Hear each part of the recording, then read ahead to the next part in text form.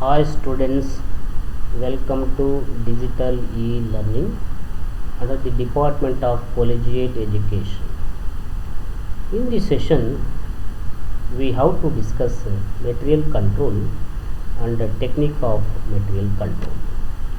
In the last session, we have discussed determining of purchase budget, receipt of the purchase requisition, determining source of supply, placing of order, follow-up purchase order, receipt and inspection of material, checking the invoice.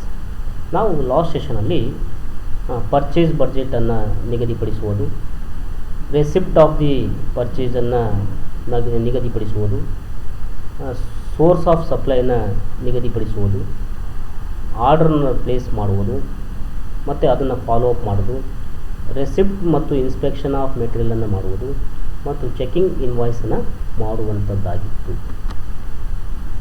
Meaning of material control and or inventory control.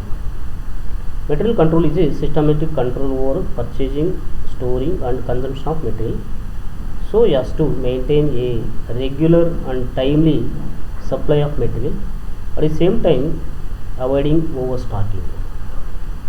This material control means it is a purchasing and storing and consumption of material in a systematic way to maintain regular and timely supply of material in order to avoid the overstock. Material control or inventory control ಅಂದರೆ ವಸ್ತು ನಿಯಂತ್ರಣ ಅಥವಾ ದಾಸ್ತಾನು ನಿಯಂತ್ರಣ ಎಂದರ್ಥ.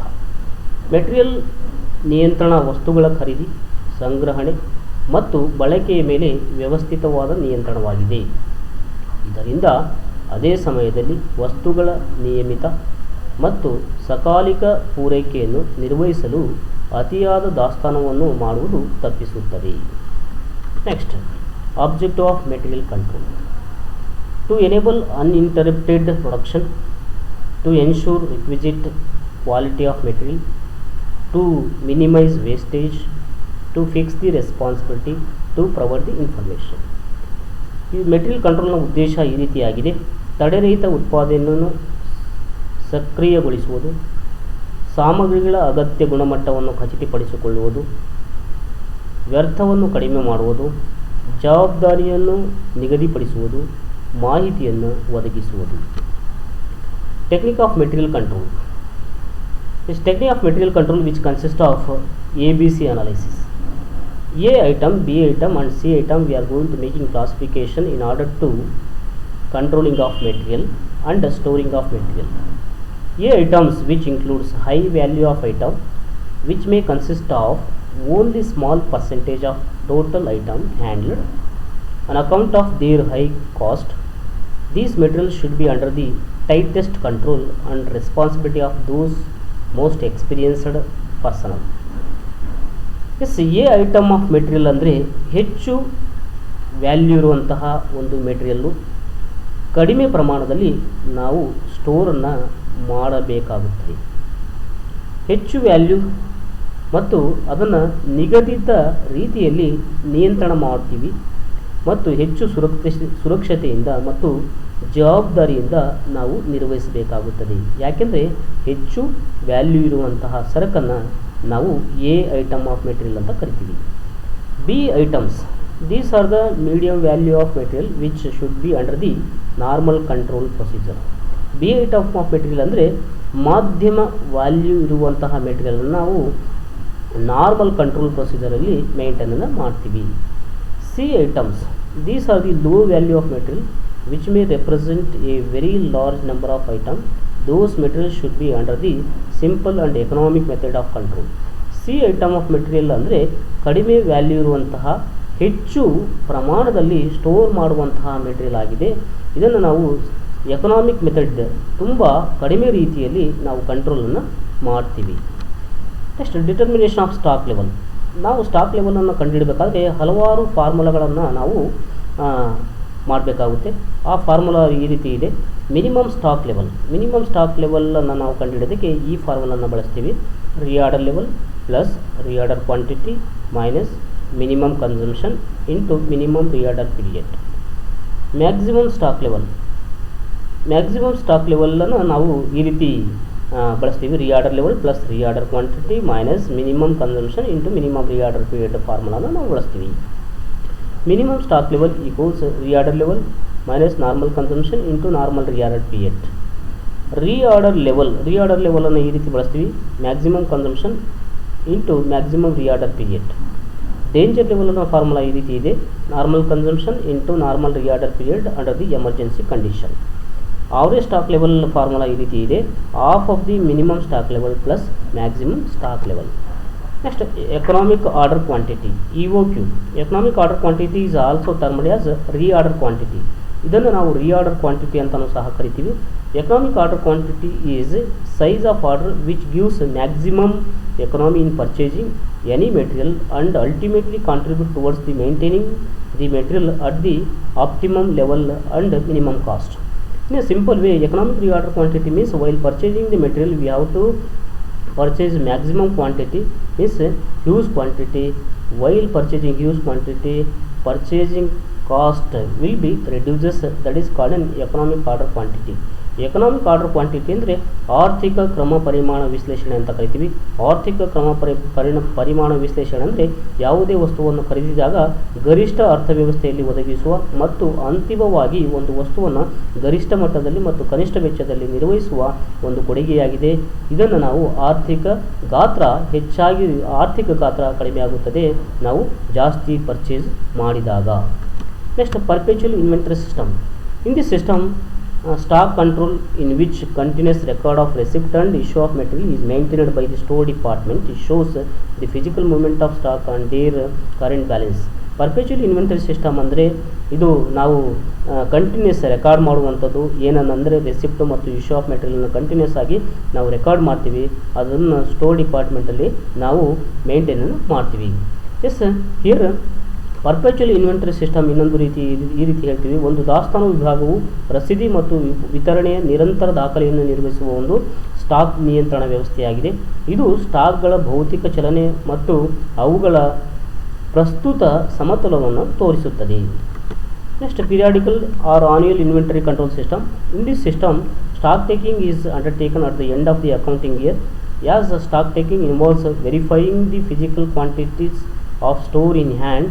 Some firm temporarily suspend plant operation when this is done.